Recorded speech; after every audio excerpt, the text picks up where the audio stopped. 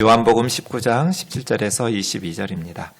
그들이 예수를 맡음에 예수께서 자기의 십자가를 지시고 해골이라 하는 곳에 나가시니 그들이 거기서 예수를 십자가에 못 박을새 다른 두 사람도 그와 함께 좌우편에 못 박으니 예수는 가운데 있더라. 빌라도가 패를 써서 십자가 위에 붙이니 나사렛 예수 유대인의 왕이라 기록되었더라. 예수께서 못 박히신 곳이 성에서 가까운 고로 많은 유대인이 이 패를 읽는데 히브리와 로마와 헬라말로 기록되었더라. 유대인의 대제사장들이 빌라도에게 이르되 유대인의 왕이라 쓰지 말고 자칭 유대인의 왕이라 쓰라 하니 빌라도가 대답하되 내가 쓸 것을 썼다 하니라. 아멘. 자리에 앉으셔서 기도하겠습니다. 사랑하는 예수님, 주의 진리의 말씀으로 우리의 마음을 밝히셔서 죽어가는 우리의 예배가 회복되고 무너진 우리의 소망이 다시 살아나게 하옵소서. 하나님의 말씀, 하나님의 진리가 이 시간 우리의 삶과 신앙 속에 밝은 빛으로 비추어 우리의 심령의 모든 어두움을 몰아내고 주의 빛 가운데서 빛을 보며 주를 믿고 따르는 그리스도인으로 살아가게 인도하여 주옵소서.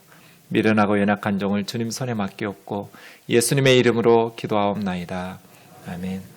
오늘은 예수님께서 예루살렘에 입성하신 종려주일입니다. 종려주일은 고난주간이 시작되는 주일입니다. 그래서 예수님의 십자가의 고난을 함께 묵상하려고 합니다. 이 사진은 3세기경 로마의 팔라티누스 언덕에 있던 비문입니다. 돌에 새겨져 있는 낙서 같은 것인데 잘 안 보여서 오른쪽에 있는 그림은 좀 더 선명하게 그림을 그린 것입니다. 여기에는 알렉사메노스가 신을 경배한다. 알렉사메노스 세베테 세온이라는 낙서가 쓰여 있습니다. 추측컨대는 이 알렉사메노스라는 사람이 그리스도인인 것 같고 이 알렉사메노스라는 그리스도인을 알고 있는 어떤 사람이 그에 대해서 이렇게 낙서를 한 것 같은데 자세히 보시면 십자가에 매달려 있는 예수님의 머리가 당나귀의 머리입니다. 사람의 모습이 아니고 당나귀의 머리를 쓰고 있는 예수님이 십자가에 달려 있는데 알렉사메노스라는 사람은 이 십자가에 달린 예수를 신으로 경배하고 있다. 이런 조롱의 표현일 겁니다.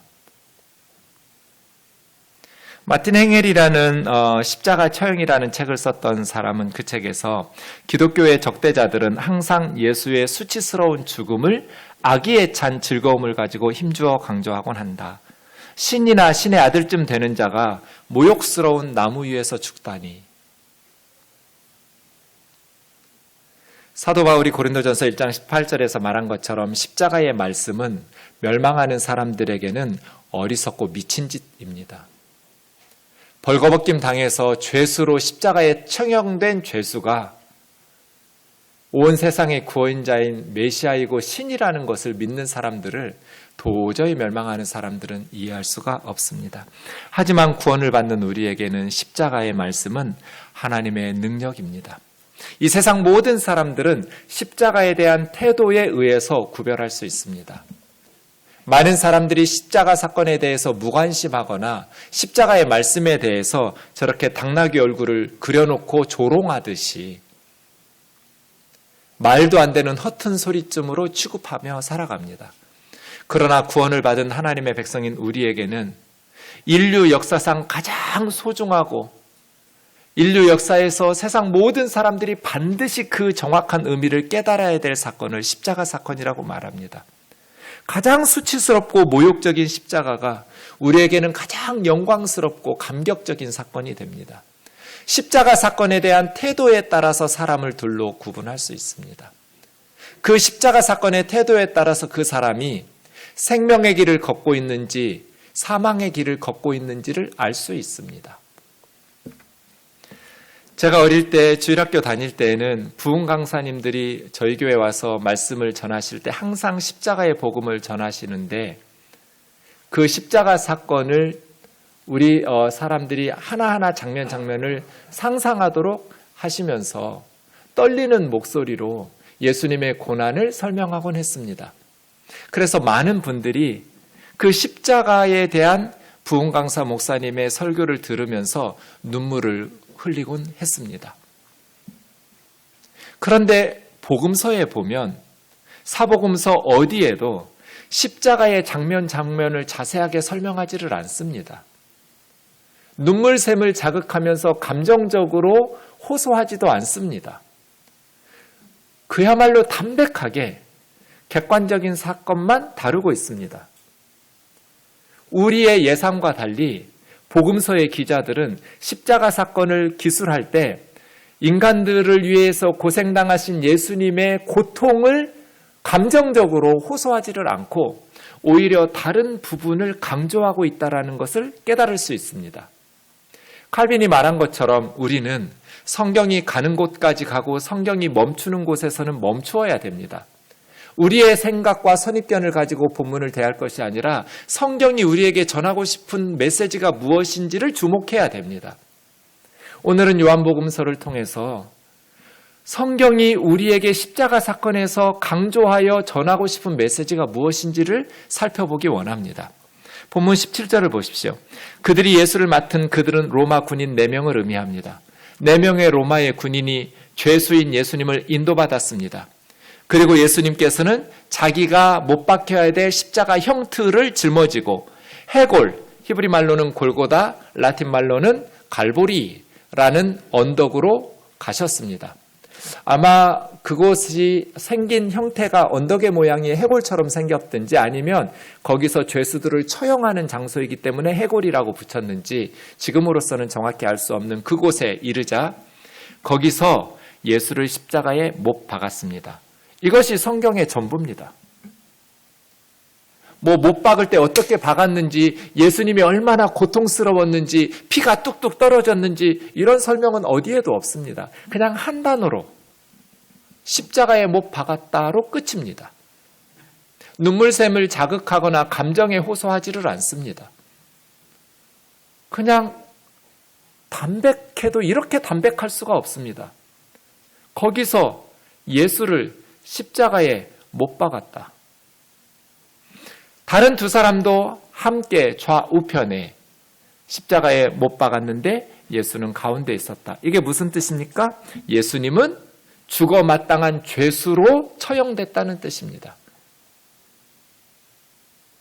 다른 죄수들과 함께 사형에 처해 마땅한 죄수로 정죄받아서 십자가에 못 박혔다. 이것이 복음서 기자의 서술입니다. 그런데 19절부터 보시면 요한복음에서 십자가 사건에서 강조하고 싶은 메시지가 나옵니다. 그 메시지의 핵심은 빌라도가 썼던 죄패 티툴로스에 있습니다. 십자가 형틀 위에는 그 머리 위에다가 이 사형수가 어떤 죄목으로 죽는지 죄패를 붙이게 되어 있습니다. 예수님의 머리 위에는 나사렛 예수 유대인의 왕이라고 써 있었습니다. 하얀색으로 색칠해 놓고 선명하게 3개 국어로 히브리 말로, 로마 말로, 헬라 말로 나사렛 예수 유대인의 왕이라는 죄패를 붙여놓았습니다. 유대 대제사장들이 빌라도 총독에게 와서 유대인의 왕이라고 쓰지 말고 자칭 유대인의 왕이라고 고쳐달라고 요청을 합니다. 빌라도 총독은 거부합니다. 내가 쓸 것을 썼다. 너희들의 요구는 기각한다. 이것이 십자가 사건에 대한 요한복음의 기록입니다. 요한이 십자가 사건에서 강조하고 싶은 것은 예수님은 모든 세상의 사람들의 히브리 말로, 로마 말로, 헬라 말로 이 세상 모든 사람들이 알아야 될 왕으로 죽으셨다라는 것을 이야기하고 싶은 것입니다. 예수님의 십자가 사건은 그분이 우리의 왕이시기 때문에 일어난 사건일 뿐 아니라 그분이 세상 모든 사람들의 왕이 되시기 위해서 일어난 사건입니다. 그래서 우리가 주목해야 될 것은 예수님이 십자가에 달리심으로써 온 세상 사람들의 왕으로 죽으신 그 의미가 무엇인지를 파악해야 됩니다. 예수님이 십자가에 죽으심으로써 이루신, 이제 요한복음 본문 뒤에 30장에 가시면 30절에 가시면 다 이루었다. 테텔레스타이 하고 운명하시는데 예수님께서 이루고 싶었던 것이 무엇인지, 예수님이 이루고 싶었던 것은 온 세상 사람들의 왕이 되시는 거거든요. 왕. 예수님이 십자가에 달리신 이유는 그가 왕이라고 주장했기 때문이고, 그분이 온 세상 사람들의 왕이 되시기 위해서입니다. 예수님은 어느 나라의 왕일까요? 이것은 십자가 사건뿐 아닙니다. 요한은 오늘 본문 앞에 있는 빌라도의 재판 과정에서도 한 가지 중요한 주제를 지속적으로 반복하는데, 그것은 예수님은 왕이었다는 것입니다. 예수님의 십자가 사건은 왕이라는, 예수님의 왕되심을 두고 치열한 논쟁이 펼쳐지고 있다는 것을 기록하고 있습니다. 18장 29절부터 보십시오. 빌라도가 새벽부터 예수님을 고발하는 유대 종교 지도자들에게 묻습니다. 무슨 일로 이 사람을 이 꼭두 새벽부터 고발하냐고.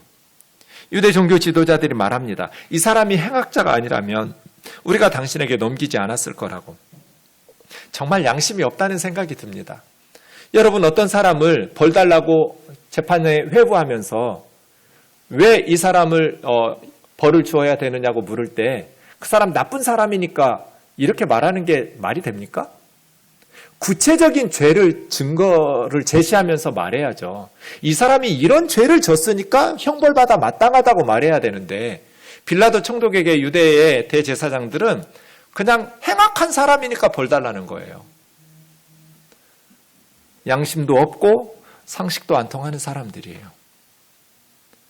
그래서 빌라도 총독은 나는 이 사건에 관여하고 싶은 마음이 없다. 너희 법대로 너희가 데려다가 재판하라고 말합니다. 그런데 유대 종교 지도자들은 우리에게는 사형의 판결권을 주지 않았기 때문에 우리는 당신에게 이 사람을 넘겼다고 말합니다.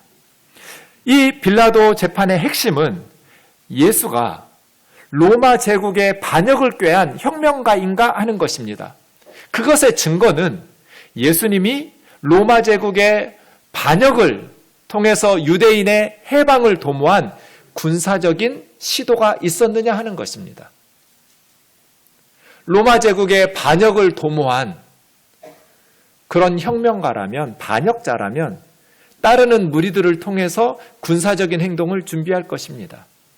그래서 빌라도는 예수님에게 와서 묻습니다. 네가 유대인의 왕이냐?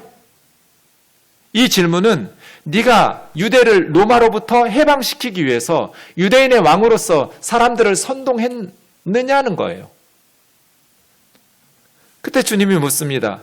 이 말은 네가 스스로 하는 말이냐? 네가 내가 유대인의 왕이라고 생각해서 하는 말이냐? 아니면 사람들이 나에 대해서 너에게 한 말을 나에게 하는 말이냐? 빌라도가 대답합니다. 나는 유대인이 아니다. 너희 나라 사람들과 대제사장들이 나를 너에게 넘겼는데 너 무슨 짓을 했느냐? 예수님이 대답하십니다. 내 나라는 이 세상에 속한 나라가 아니다. 만약에 내 나라가 이 세상에 속한 것이라면 나는 군사적인 움직임을 취했을 것이고 내 종들이 싸워서 나를 유대인들에게 넘겨지지 않게 했을 것이다.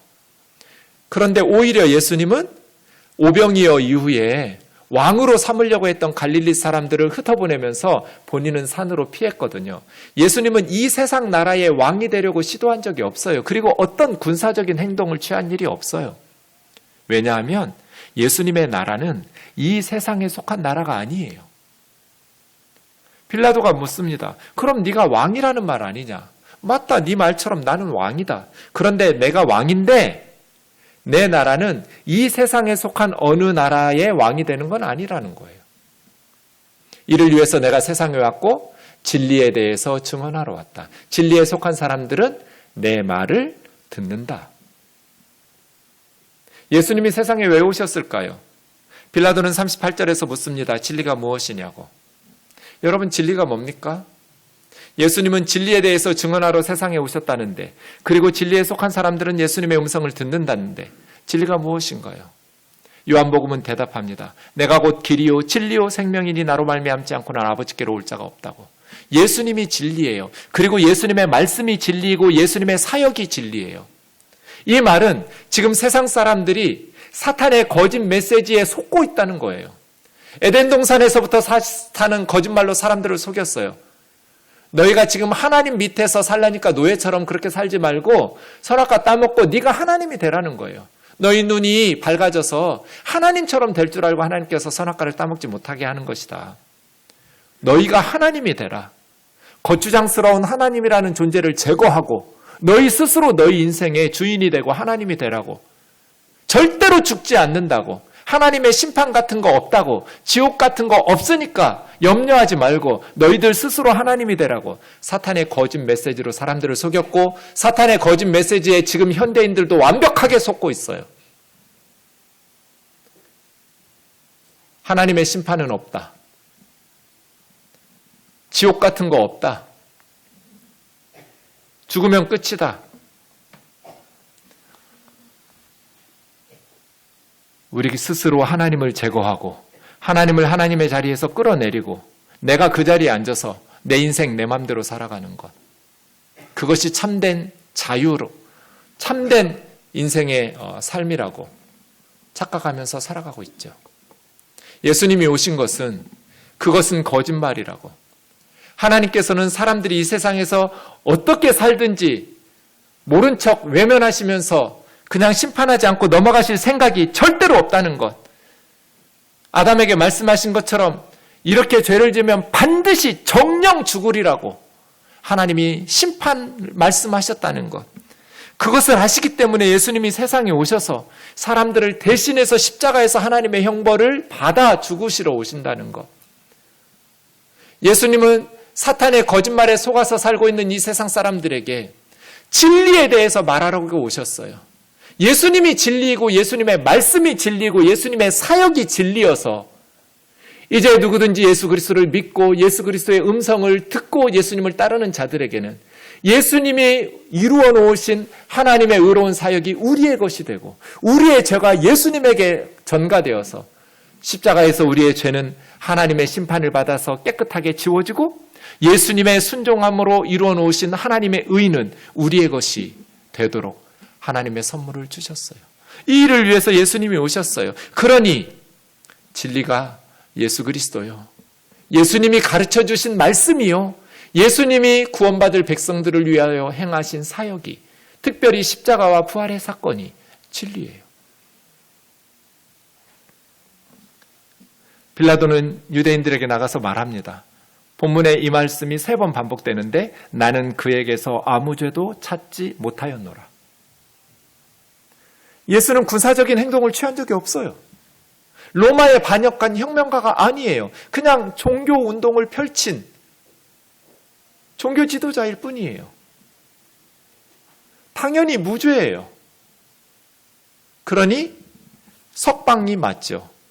그런데 빌라도는 정치인이에요. 그래서 유대 종교 지도자들에게 타협안을 제시해요.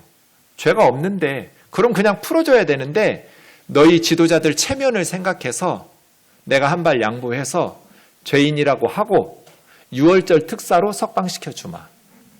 이런 타협안을 제시했어요. 유대 종교 지도자들은 미리 준비한 대답을 빌라도에게 외칩니다. 바라바를 6월절 특사로 풀어달라고.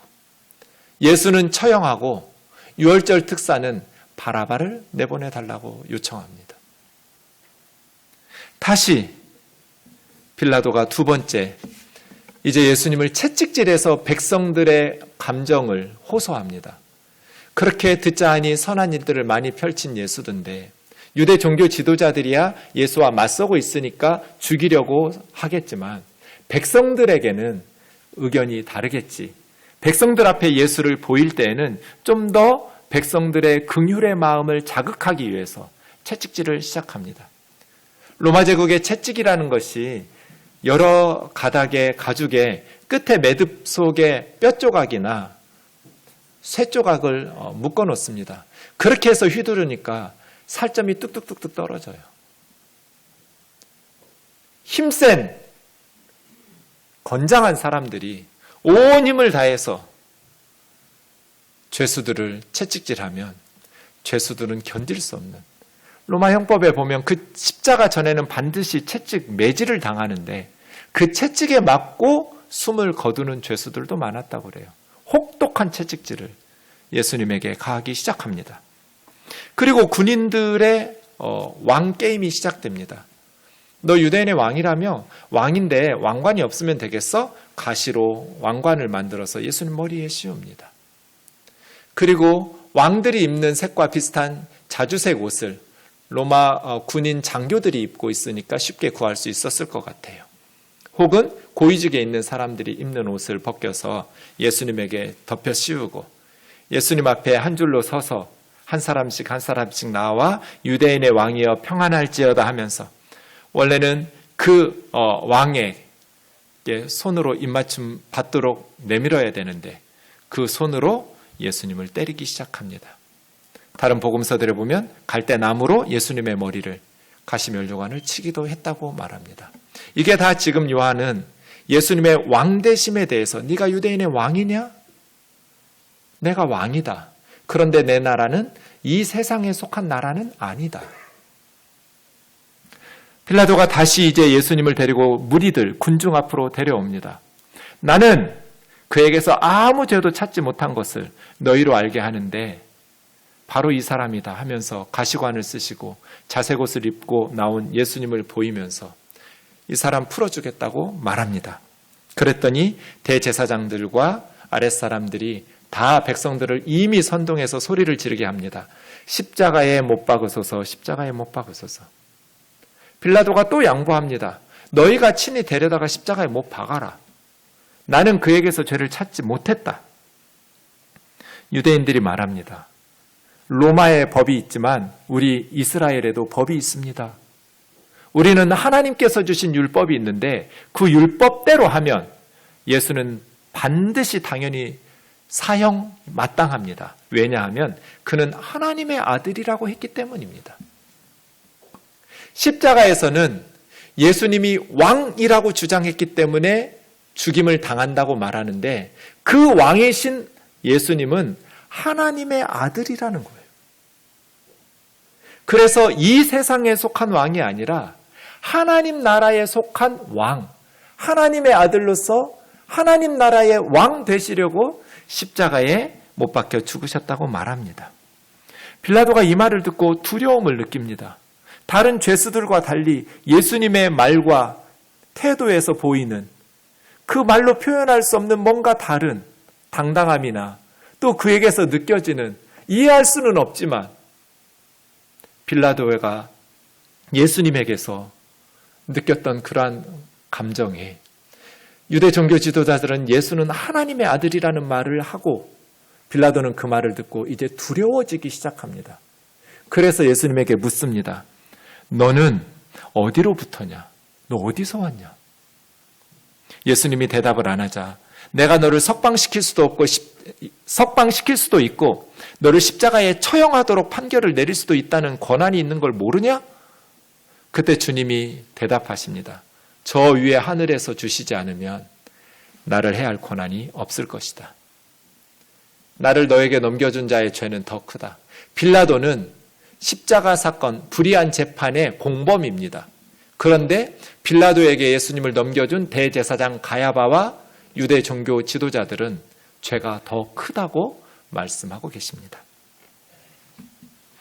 빌라도는 예수님을 놓아주려고 힘을 썼지만 유대인들이 소리를 지릅니다. 이 사람을 놓아주면 가이사의 충신이 아닙니다.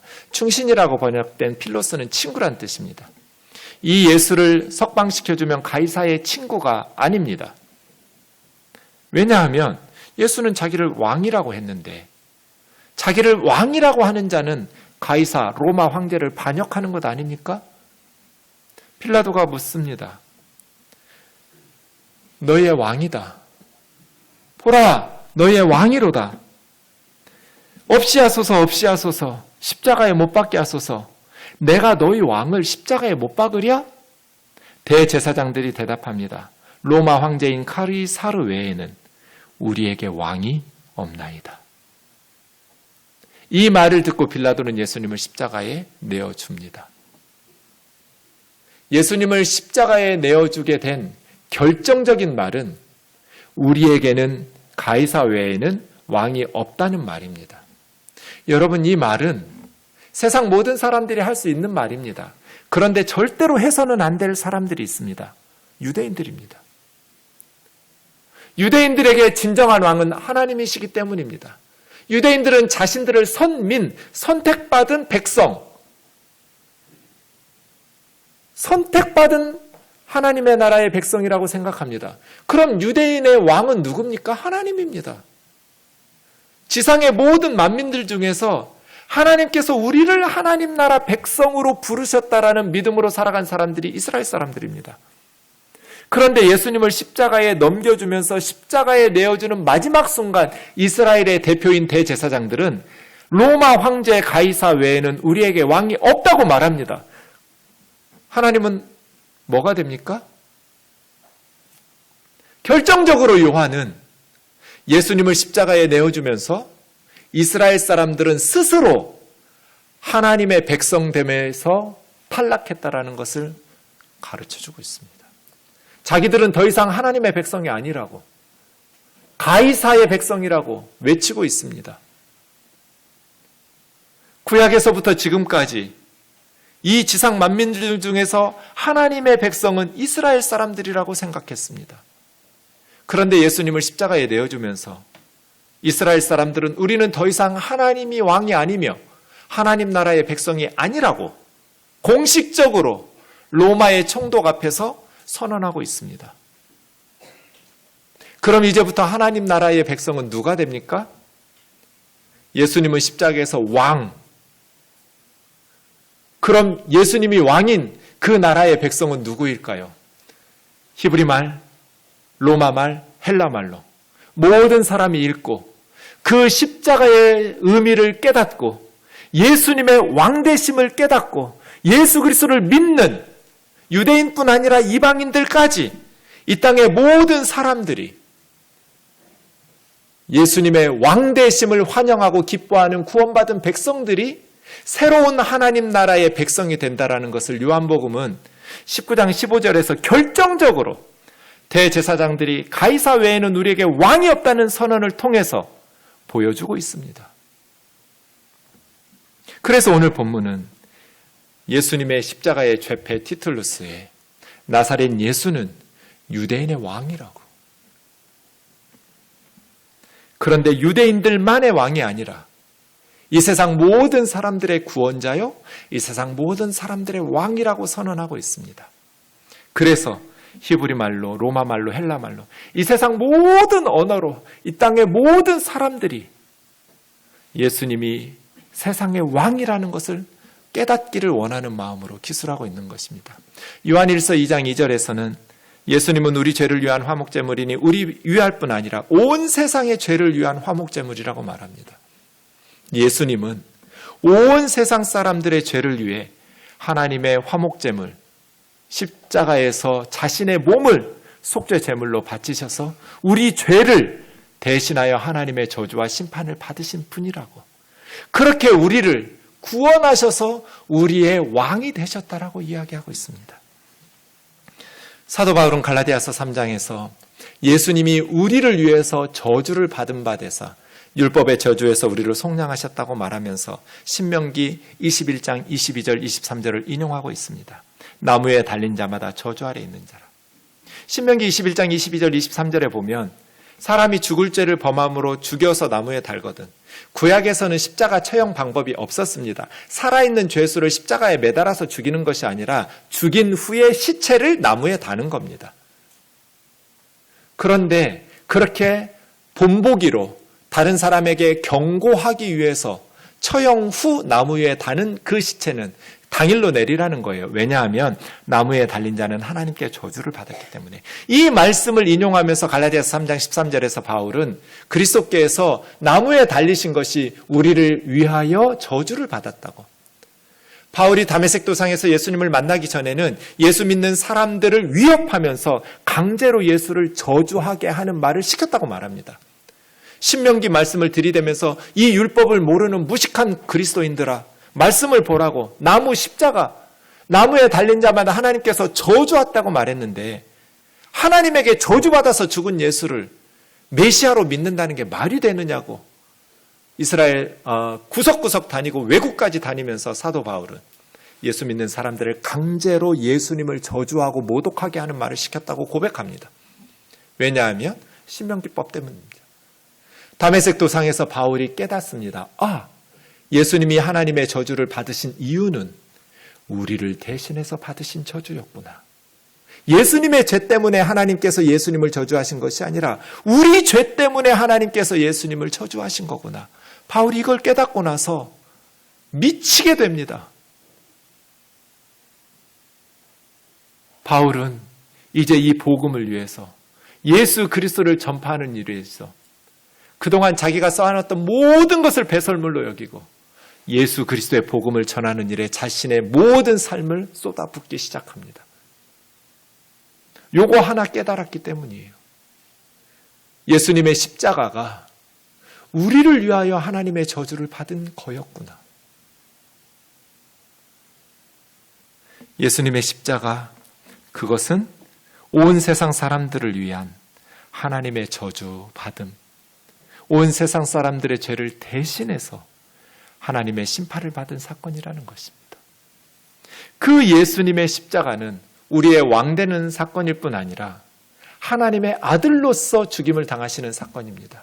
마가복음 14장 61절부터 보시면 대제사장 가야바가 묻습니다. 네가 찬송받으리의 아들 그리스도 메시아냐? 찬송받으리는 하나님이죠. 너 하나님의 아들 메시아냐? 예수님이 대답합니다. 내가 그니라. 이 말은 에고 에임입니다. 구약의 출애굽기 3장에 보면 모세가 하나님의 이름을 묻습니다. 너 왜 내 이름 묻니? 하나님, 내가 애굽에 가서 출애굽하자고 이스라엘 백성들에게 말하면 하나님 이름이 뭐냐고, 어떤 하나님이 너를 우리에게 보내서 출애굽하라고 말하느냐고 물으면 제가 하나님 이름 뭐라고 말해야 됩니까?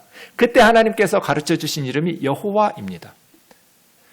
나는 스스로 있는 자, 스스로 있는 자를 70인경 septuagin트에서는 헬라 말로 에고 에이미 호운 이렇게 번역합니다. 스스로 계신 자, 여호와라는 이름을 풀어주신 하나님의 성호, 하나님의 거룩하신 이름의 뜻이 에고 에이미로 시작합니다. 내가 그니라, 에고 에이미, 이 말은 내가 메시아, 내가 여호와야, 그 말입니다. 예수님 스스로 재판받으면서 나는 하나님의 아들일 뿐 아니라 내가 하나님이야.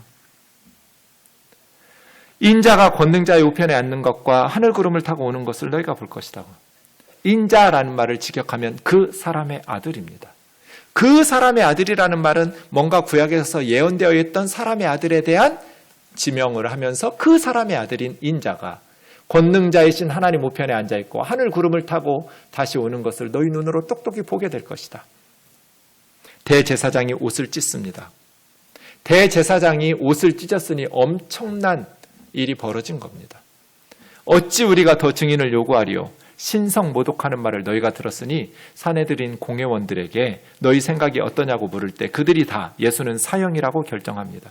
예수님의 십자가 사건은 예수님이 하나님의 아들이라고, 인자가 하늘 구름을 타고 내려오며 권능자이신 하나님 우편에 앉은 것을 너희가 보게 될 거라고 말씀하셨기 때문입니다. 그런데 예수님은 이 말씀을 스스로 지어내서 하신 말씀이 아닙니다. 다니엘 7장 13절 14절에 있는 말씀 그대로입니다. 오래전 하나님께서 예수님이 태어나기 수백 년 전에 다니엘 선지자를 통해서 미리 성경에, 구약 성경에 기록해 놓은 그대로 예수님 말씀하신 거예요. 다니엘은 하나님 앞에 기도하기 위해서 기도를 쉬지 않으려고 사자굴까지 들어갔다 나온 사람입니다. 평생의 경건과 영성이 축적된 할아버지는 보석이죠. 젊은이들이 범접할 수 없는 영성이 축적된 다니엘과 같은 그러한 영적인 거인에게 하나님께서 환상을 보여주십니다. 이것이 7장의 인자 환상입니다. 다니엘의 환상 중에 보았는데 한 사람의 아들 같으니, 인자 같은 이가 하늘 구름을 타고 옛적부터 항상 계신 하나님 앞으로 인도됩니다. 분명히 사람의 아들, 사람인데 신적인 존재입니다. 하늘 구름은 불기둥과 구름기둥처럼 하나님의 운송수단이어서 하늘 구름을 타고 왔다는 건 신적 존재를 의미합니다. 그런데 모습은 사람의 아들이에요. 옛적부터 항상 계신 하나님 앞에 인도되니까 하나님께서 그 인자에게 권세와 영광과 나라를 주셨습니다. 그럼 어떤 권세냐? 어떤 통치권? 어떤 영광과 어떤 나라를 주셨는가? 모든 백성과 모든 나라들과 다른 언어로 말하는 모든 사람들이 그를 예배하고 섬기는 그런 권세와 영광과 나라입니다. 이 나라는 영원히 멸망하지 않는, 이 통치권은 절대로 다른 사람에게 넘어가지 않는 영원한 권세, 소멸되지 않는 통치권, 왕입니다. 옛적부터 항상 계신 하나님께서 인자에게 영원한 왕권과 통치권을 주시고 영원히 멸망하지 않는 나라를 주셨다고 말씀하십니다. 그런데 그 나라의 백성은 모든 백성, 모든 나라, 다른 언어로 말하는 모든 사람들. 다니엘은 이런 예언을 합니다. 예수님께서 재판받으실 때 대제사장과 사내들인 공회 앞에서 그 사람의 아들인 내가, 인자가 권능자의 우편에 앉는 것과 하늘 구름을 타고 오는 것을 너희가 보게 될 것이라고. 이 환상을 보고 다니엘은 번민하기 시작합니다. 태어나면서부터 한 번도 생각해보지 않았던 생각이에요. 다니엘이 생각하는 하나님은 유일하신 하나님이에요. 세상의 모든 나라의 신들은 다 있지도 않는, 존재하지도 않는 가짜 우상들이에요. 이스라엘의 하나님만 상천하제 유일하신 하나님, 유일신 사상으로 단련된 다니엘이 노년에 보았던 환상을 보고 그는 번민하기 시작합니다. 이 환상에 의하면 신적인 존재가 둘입니다. 옛적부터 항상 계신 하나님이 있고 그 앞으로 인도되는 하늘 구름을 타고 오는 하나님이 있습니다. 그런데 그 사람의 아들은 신적인 존재, 하나님의 아들이면서 동시에 사람의 모습을 한 사람의 아들입니다. 그리고 그 인자는 다니엘서 7장 후반부에 보면 세상 사람들의 구원자이며 영원한 통치자로 모든 나라, 모든 백성, 다른 언어를 사용하는 모든 사람들이 그를 예배하고 경배하는 영원히 멸망하지 않는 나라의 왕입니다. 온 세상의 구원자이면서 온 세상의 왕이 되는데 그가 온 세상의 구원자가 되는 것은 구원받을 사람들을 위해서 고난을 대신당하기 때문입니다. 이것이 다니엘의 환상이에요. 예수님께서는 재판받으시면서 나는 하나님의 아들 에고에임이, 나는 스스로 계신 자일 뿐 아니라 다니엘이 예언했던 그 사람의 아들인 내가 하나님의 우편에 앉아서 온 세상을 통치할 것이다. 대통령 오른쪽에 앉은 사람은 권력의 실세잖아요. 하나님과 함께 온 세상을 다스리는 왕이라는 거예요. 그리고 하늘 구름을 타고 다시 올 거라고, 너희 눈으로 똑똑히 보게 될 거라고 말씀하십니다. C.S. 루이스는 순전한 기독교에서 이렇게 말합니다. 인간에 불과한 사람이 예수 같은 주장을 했다면 그는 결코 위대한 도덕적 스승이 될 수 없다. 정신병자 혹은 지옥의 악마 같은 사기꾼일 거다. 당신은 예수를 바보로 여겨 입을 틀어 막을 수도 있고 악마로 여겨 침을 뱉고 죽일 수도 있지만, 혹은 그의 발 아래 엎드려 나의 하나님, 나의 주님이라고 고백할 수도 있지만 위대한 인류의 스승이니 어쩌냐 하는 선심성 헛소리에는 편승하지 말라고. 예수님은 그런 여지를 남겨놓지 않았어요. 예수님이 십자가에 죽으신 것은 영원한 하나님 나라의 왕이 되시려고, 그리고 예수님이 십자가에 죽으셔야 하나님 나라의 백성이 생겨날 수 있기 때문이에요. 그동안 하나님 나라 백성이라고 하나님께서 여기셨던 이스라엘 백성들은 예수님을 십자가에 내어주면서 결정적으로 가이사 외에는 우리에게 왕이 없다 하면서 하나님의 왕되심을 거부하고 하나님의 백성됨을 스스로 공언해버리는, 백성이 아님을 스스로 선언하고 끝났지만, 이제 예수님께서 십자가에 죽으실 때는 선명하게 온 세상 사람들의 왕이라고, 구원받은 하나님 나라 백성들을 모집하는 십자가 사건을 우리에게 가르쳐주고 있는 것입니다. 이 십자가 앞에 우리는 어떻게 해야 될까요? 예수님을 믿는다는 게 무엇일까요? 루터의 글을 인용하면서 알리스터 맥그레스는 책에서 이렇게 말합니다. 신앙이란 단지 한 척의 배가 존재하고 있음을 믿는 것이 아니라 그 배 안으로 걸어 들어가 그 배에 자신을 믿고 맡기는 것이다. 그리스도를 믿는다는 것은 경험하는 세계로부터 돌아서는 것이며 눈으로 볼 수 없고 손으로 만질 수도 없는 하나님의 약속들을 믿고 그 약속들에게 자신을 내어 맡기는 것이다. 우리가 경험하는 이 세상은 우리를 흔들리게 만듭니다. 하나님이 안 계신 것 같아요. 하나님의 사랑이 하나님이 아닌 것 같아요. 정말 하나님이 살아계시다면, 하나님이 선하고 사랑이 무한하신 하나님이라면 어떻게 그렇게 비참한 일들이 일어날 수 있어요? 어떻게 그렇게 억울한 사람들이 발생할 수 있어요? 어떻게 그렇게 히틀러같이 악한 사람들이 성공할 수가 있어요?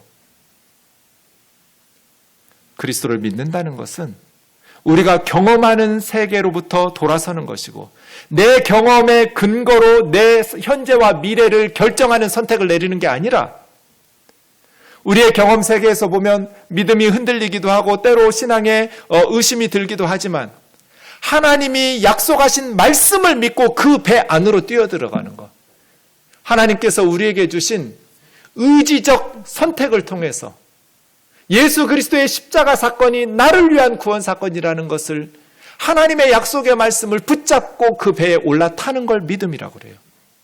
그래서 우리는 경험을 신뢰하면서 내 경험이 100% 확신하다라는 확신을 가지고 바라보고 살아가는 사람이 아니라, 한결같이 내가 경험하고 있는 것들은 이해할 수 없는 것들로 가득 차 있지만, 성경과 어긋나는 것 같이 보이는 경험들이 너무나 많지만, 그럼에도 불구하고 예수 그리스도의 십자가의 앞에서 하나님의 약속들을 믿고 그 말씀의 약속을 붙잡고 걸어가는 것을 예수를 믿는다고 말해요.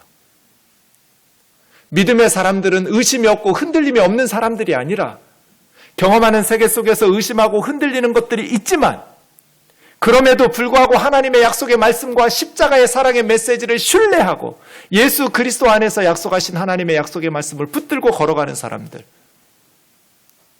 그것을 그리스도를 믿는다고 말합니다. 하나님의 약속의 말씀이 뭡니까?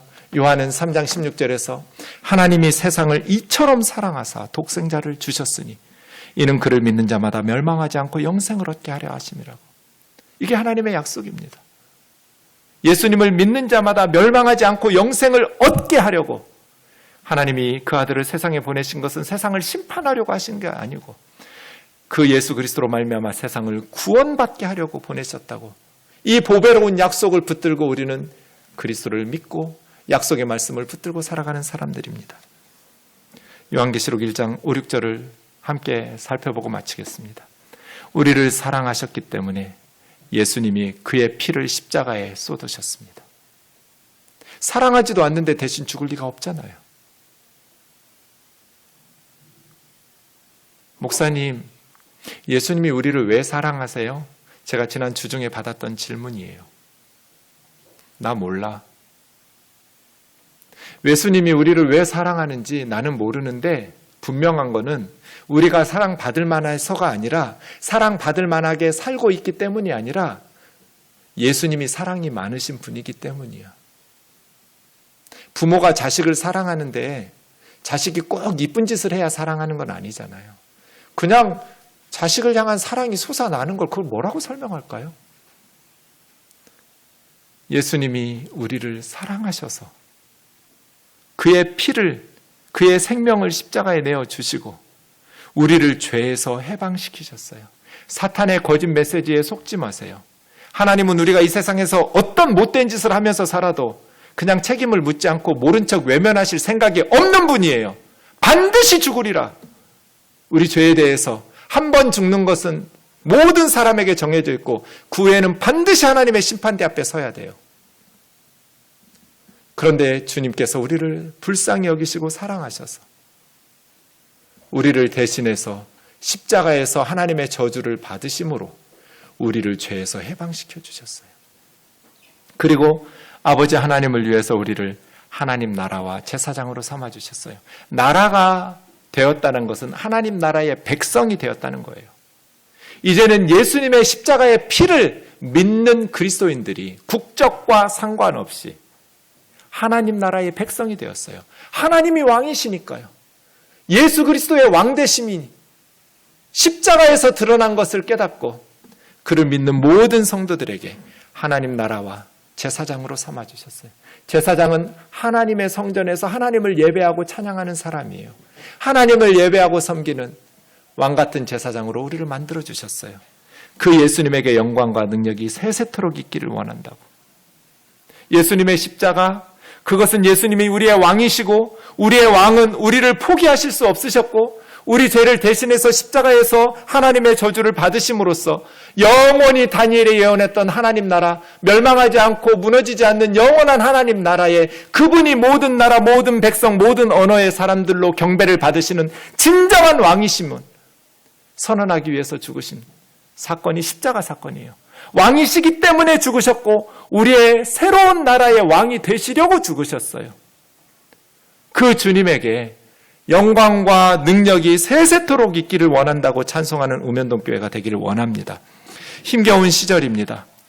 억울한 일도 많고 살다 보면 절망적인 순간도 많습니다. 때로는 하나님께 버림받은 것 같기도 하고 하나님께서 나를 사랑하시지 않는 것 같을 때도 있습니다. 때로는 나 같은 죄인이 용서받을 수 있을까 싶기도 하고 때로는 나 같은 죄인이 천국에 갈 수 있을까 싶기도 합니다. 고난주간이 시작되고 있습니다. 골고다 언덕으로 올라가기를 원합니다. 십자가를 바라봅시다. 우리를 사랑하사 그의 피로 우리를 죄에서 해방시키시고 아버지 하나님을 위하여 우리를 하나님 나라의 백성으로 하나님을 섬기는 제사장으로 삼아주신 예수님께 우리의 선행이나 경건이나 의로가 아니라 예수 그리스도의 십자가의 보혈에 의지해서 하나님 앞에 나아가서 하나님께 왕같은 제사장으로 하나님을 섬기는 저와 여러분 되기를 주의 이름으로 축원합니다.